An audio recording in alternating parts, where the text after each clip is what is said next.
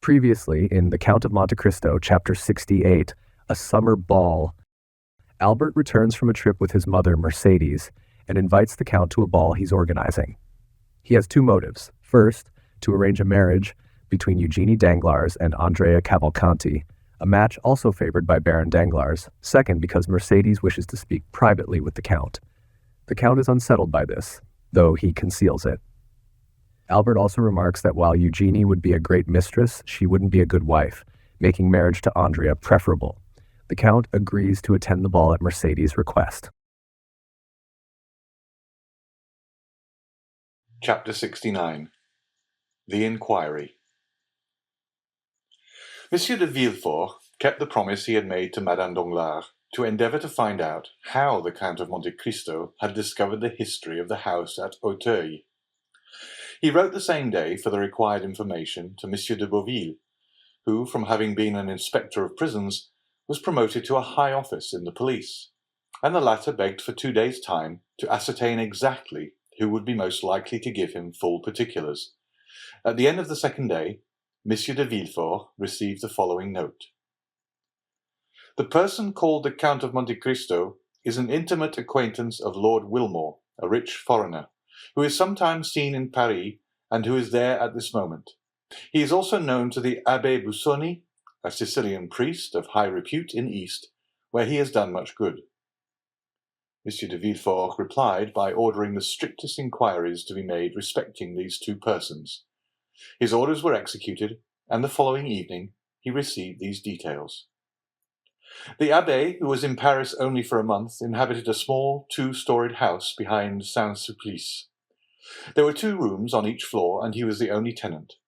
The 2 lower rooms consisted of a dining room with a table, chairs, and a sideboard of walnut, and a wainscoted parlour without ornaments, carpet, or timepiece. It was evident that the Abbé limited himself to objects of strict necessity. He preferred to use the sitting-room upstairs, which was more library than parlour, and was furnished with theological books and parchments, in which he delighted to bury himself for months at a time, according to his valet de chambre. His valet looked at the visitors through a sort of wicket, and if their faces were unknown to him or displeased him, he replied that the Abbé was not in Paris, an answer which satisfied most persons, because the Abbé was known to be a great traveller. Besides, whether at home or not, whether in Paris or Cairo, the Abbé always left something to give away, which the valet distributed through his wicket in his master's name.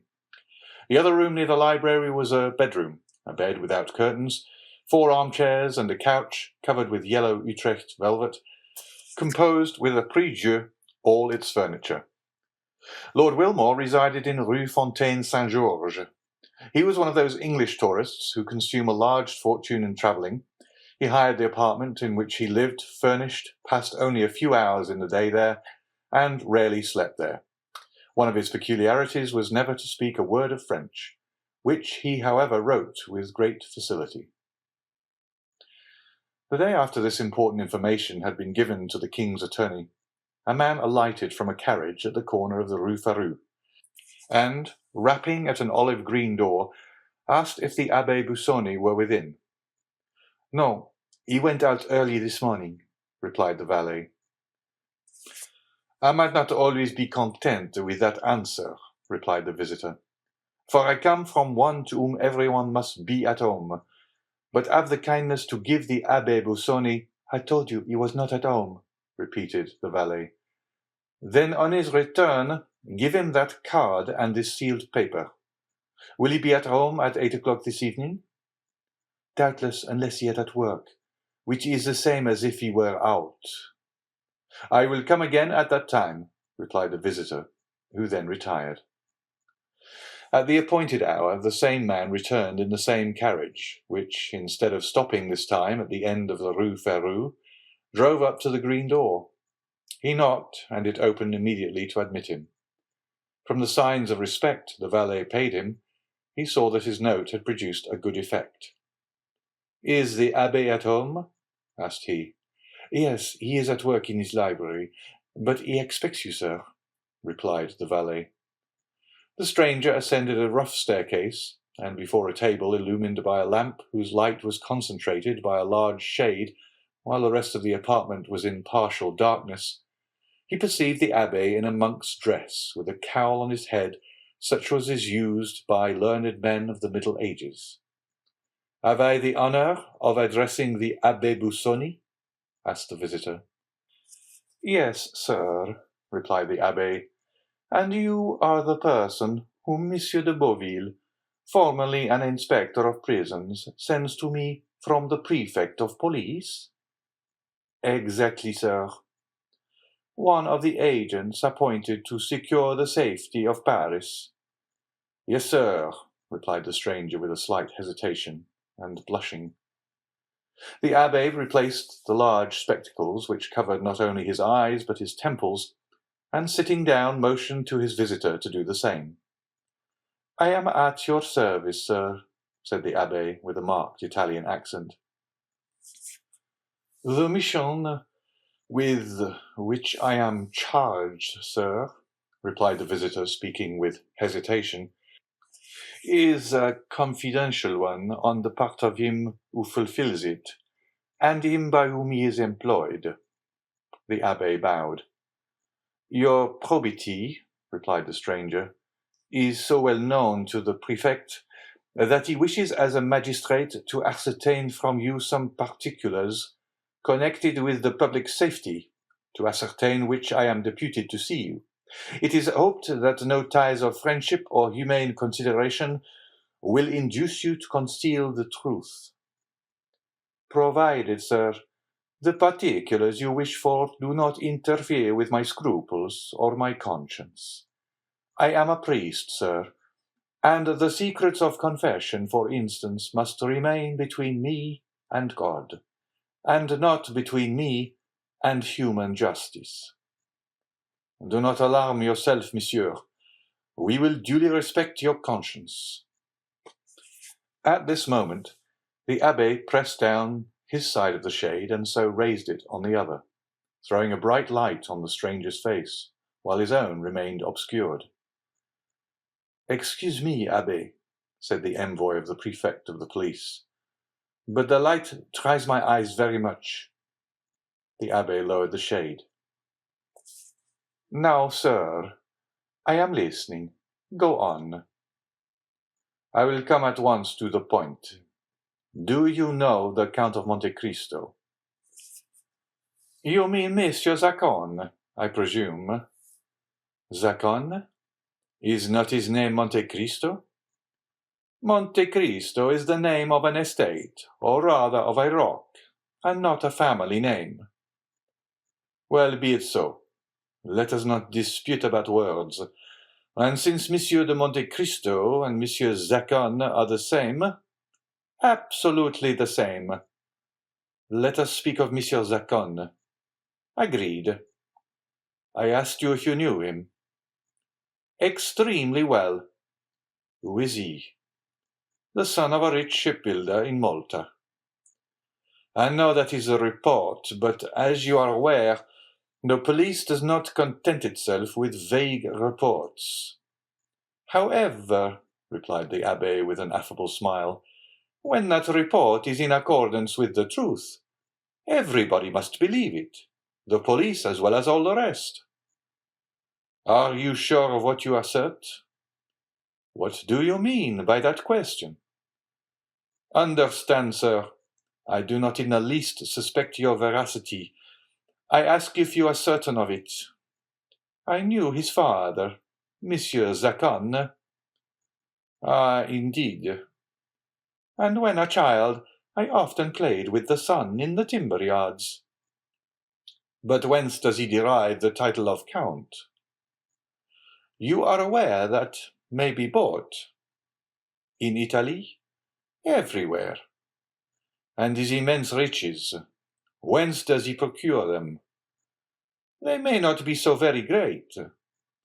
"How much do you suppose he possesses?"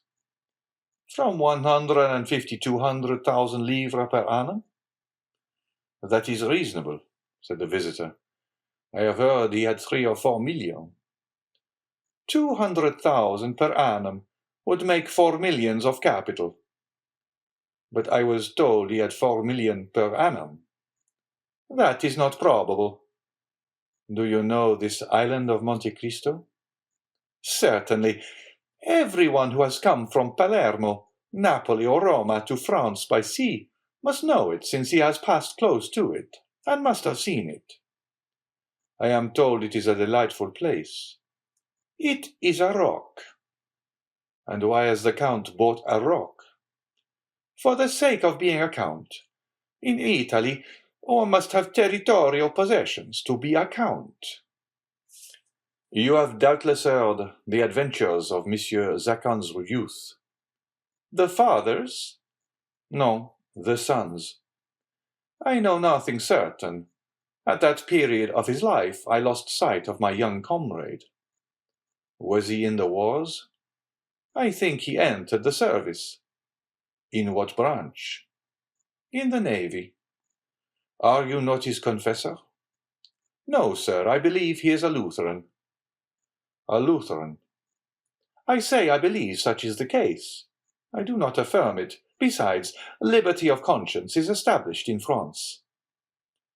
Doubtless, and we are not now inquiring into his creed, but his actions.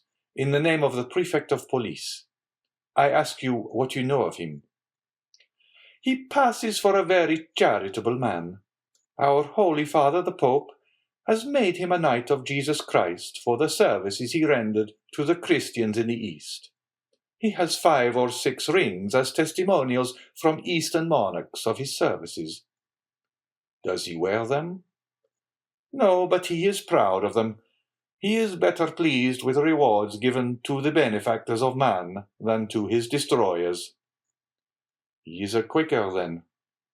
Exactly, he is a Quaker, with the exception of the peculiar dress. Has he any friends? Yes, everyone who knows him is his friend. But has he any enemies? One only. What is his name?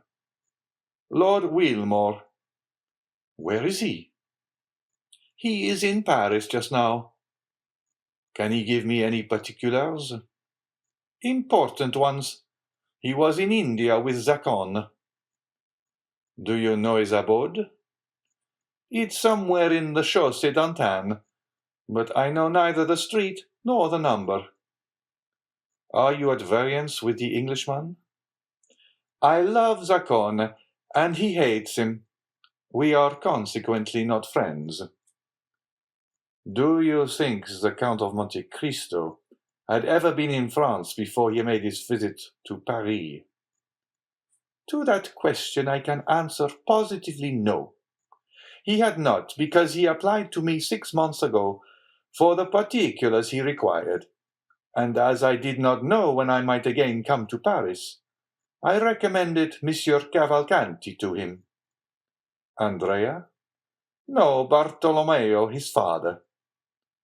Now, sir, I have but one question more to ask, and I charge you in the name of honor, of humanity, and of religion, to answer me candidly. What is it, sir? Do you know with what design Monsieur de Monte Cristo purchased a house at Auteuil? Certainly, for he told me. What is it, sir?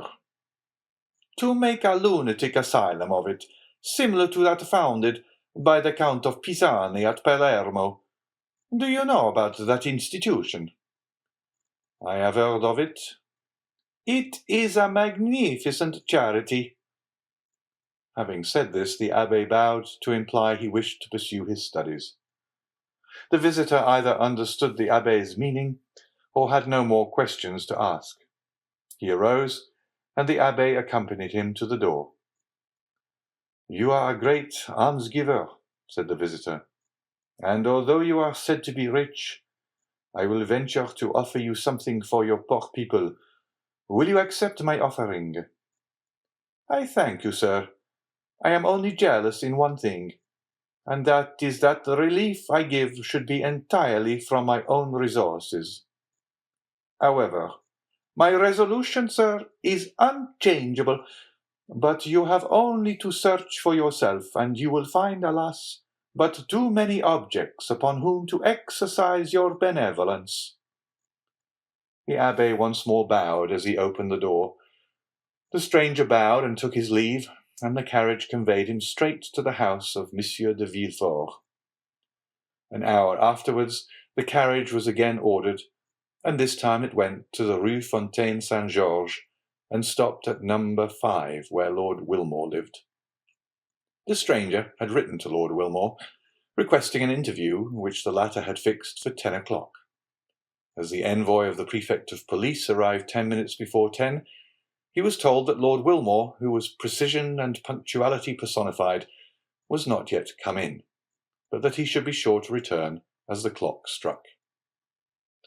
The visitor was introduced into the drawing-room, which was like all other furnished drawing-rooms: a mantelpiece with 2 modern Sèvres vases, a timepiece representing Cupid with his bent bow, a mirror with an engraving on each side, one representing Homer carrying his guide, the other Belisarius begging, a greyish paper, red and black tapestry. Such was the appearance of Lord Wilmore's drawing-room.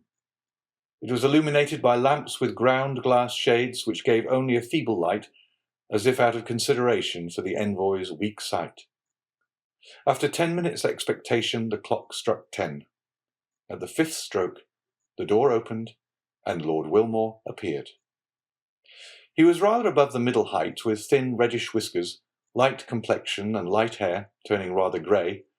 He was dressed with all the English peculiarity, namely in a blue coat with gilt buttons and high collar in the fashion of 1811, a white kerseymere waistcoat, and nankeen pantaloons 3 inches too short, but which were prevented by straps from slipping up to the knee. His first remark on entering was, "You know, sir, I do not speak French." "I know you do not like to converse in our language," replied the envoy. "But you may use it," replied Lord Wilmore. "I understand it." "And I," replied the visitor, changing his idiom, "know enough of English to keep up the conversation. Do not put yourself to the slightest inconvenience." "Oh," said Lord Wilmore, with that tone which is only known to natives of Great Britain. The envoy presented his letter of introduction, which the latter read with English coolness, and having finished, "I understand," said he, "perfectly." Then began the questions, which were similar to those which had been addressed to the Abbe Busoni. But as Lord Wilmore, in the character of the Count's enemy, was less restrained in his answers, they were more numerous. He described the youth of Monte Cristo, who he said at 10 years of age entered the service of one of the petty sovereigns of India who made war on the English. It was there Wilmore had first met him and fought against him, and in that war Zacon had been taken prisoner, sent to England, and consigned to the hulks, whence he had escaped by swimming. Then began his travels, his duels, his caprice. Then the insurrection in Greece broke out, and he had served in the Grecian ranks. While in that service he had discovered a silver mine in the mountains of Thessaly, but he had been careful to conceal it from everyone.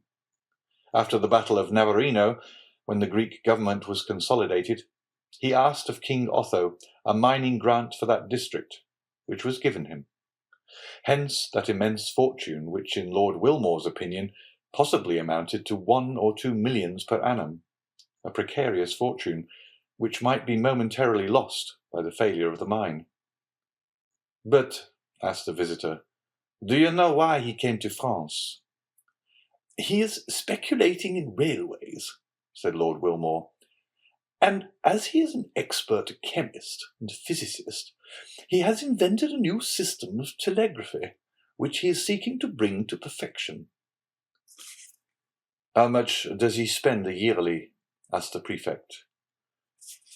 "Not more than 500,000 or 600,000 francs," said Lord Wilmore. "He is a miser." Hatred evidently inspired the Englishman, who, knowing no other reproach to bring on the Count, accused him of avarice. "Do you know his house at Auteuil?" "Certainly." "What do you know respecting it?" "Do you wish to know why he bought it?" "Yes."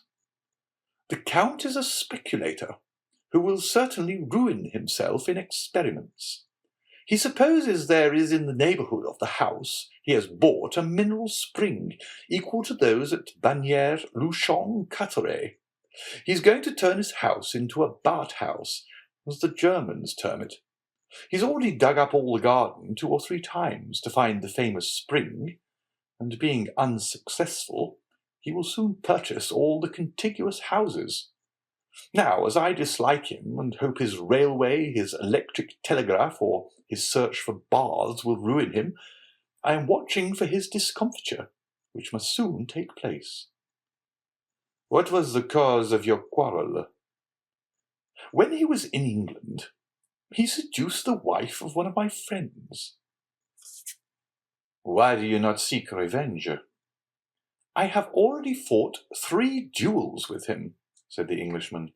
The first with the pistol, the second with the sword, and the third with the sabre. And what was the result of those duels?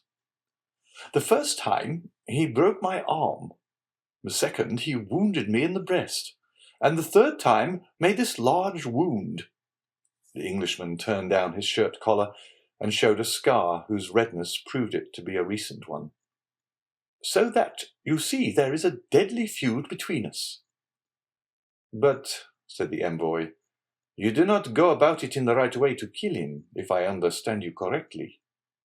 Oh, said the Englishman, I practice shooting every day, and every other day Grisier comes to my house.